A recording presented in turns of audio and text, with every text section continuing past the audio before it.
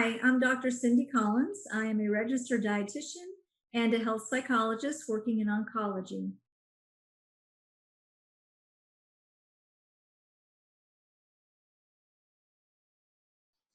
So many patients are interested in what they can do to prepare for their chemotherapy treatment. The very first thing is exactly what you've done, ask the question. So it's great to ask the nurses when you have a chance before chemo, when you meet them.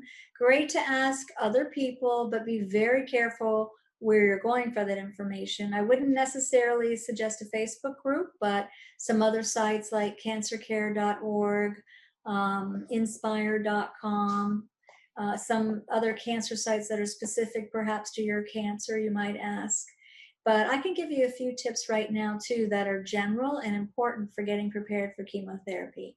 And I'm going to put them in the order probably of where you would have discomfort. The first one is temperature. It is definitely very cold in the chemo room. They need to keep it that way for a variety of reasons. So I would get prepared by making sure that, excuse me, that I'm wearing very warm clothing, and that also I have brought a blanket and socks to put on, anything else I might need to warm myself up. Super important to get prepared that way, and comfortable clothing too. You might be sitting for a while, you might fall asleep while you're there. You want to be in very comfortable clothing. And the second thing that you may have some discomfort with and you can prepare for is hunger or hydration. It's fine to eat typically before chemo, but check with your specific chemo to be sure of that. But you don't want something that's heavy on the stomach, especially if there's potential for you to get nauseated during your treatment. So, something good to have is maybe broth, some very light food before coming, something that's dry like cereal, but not a lot of fat in the food. And bring with you a small cooler and something for hydration. So you're probably thinking water. That's the first thing we all think about, but you might get tired of water, just plain water. And there is a possibility that the taste in your mouth might change a little bit according to the medication. So I advise you bring different types of hydration. Maybe one bottle of water, maybe also coconut water, maybe some flavored water, even a little bit of apple juice, which is easy on the stomach. And it's great to bring a ginger drink. So you could bring a ginger ale or a tea that you've brought to room temperature and bottled up and put some ginger in it. The reason I'm mentioning ginger is because it's excellent in warding off or dealing with any nausea that you might have. So pack that in your bag as well.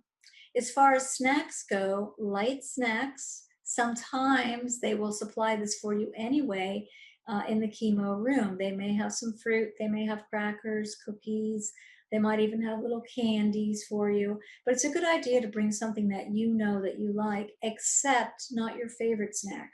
I've had more than one patient confirm that if you get a funny feeling during chemo and your stomach's not quite right, and then you eat your favorite snack, you're very likely not to like that snack again. You get very turned off to it because you're associating it with that funky feeling that you had in your stomach, and that's called a food aversion. So don't bring your favorite foods with you. But so far, we're packing up warm clothing. Also, we're packing up some hydration and also snacks. And then the third piece that is uncomfortable for a lot of people is what to do. I mean, you're sitting there or lying there for a while. If you have a friend with you, it's a great thing to have just for talking or even playing games, which means you should bring your iPad or bring other things where you can share in a game. But you can also bring some electronics. There's almost always Wi Fi available. So bring your iPhone. Don't expect to talk on the phone though, because that would be disturbing everybody else around you.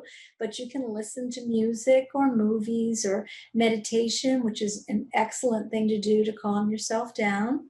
You can do that as well on an iPad. You might even want to bring your Kindle or a real book, which is fine too. But occupying yourself with movies, funny movies, things that distract you from what you're doing is a great idea.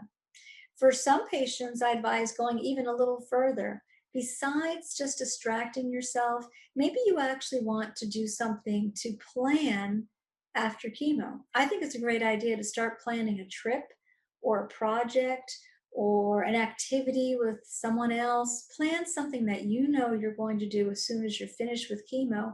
You can spend your time in chemo looking up on the internet where you'd like to go, getting the supplies you need, looking at the materials, maybe even getting inspiration off Pinterest or other places where you can get inspiration. But this is a great time to turn your effort and your energy towards things that are reminding you that this is temporary. Chemo will be finished and you will have your normal life back again, at least to a degree where you can make some plans. Many patients enjoy journaling during chemo as well.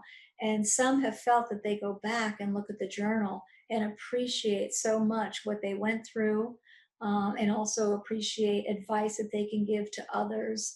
There's something about journaling and kind of memorializing your time. It's also not a bad idea to journal your feelings because you may not remember from one chemo to the next exactly how you felt, and you can look back in your journal and say, you know, I had this feeling last time. So I think I'll let them know that both times I've had this feeling while I'm having chemo.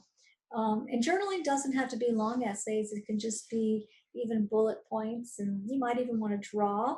Some patients do adult coloring books. So I think you understand what I'm getting at. Get something that occupies you, whether it's a distraction, whether it's just for finding the time a little more pleasant, or also maybe if you want to get a little deeper and actually think about your life, think about your future plans, and have a way to tell others how you overcame being in chemo and how they can do the same. So there's a lot to do to prepare for chemo, and I can pretty much imagine that this will change for you if you are going through more than one chemo. You'll learn each time what it was that you wished you had had, and a lot of what I told you today is gathered from patients who have finished chemo, and some of them did what I mentioned, and some of them wish that they had. So, great question to try to get prepared for chemo. And it'll make the experience a lot easier. There's always a chance you might sleep right through chemo. That's fine. There's also always the chance that you'll have a loved one or a good friend with you who helps you pass the time by talking, and that works just as well. Good luck with getting prepared for chemo.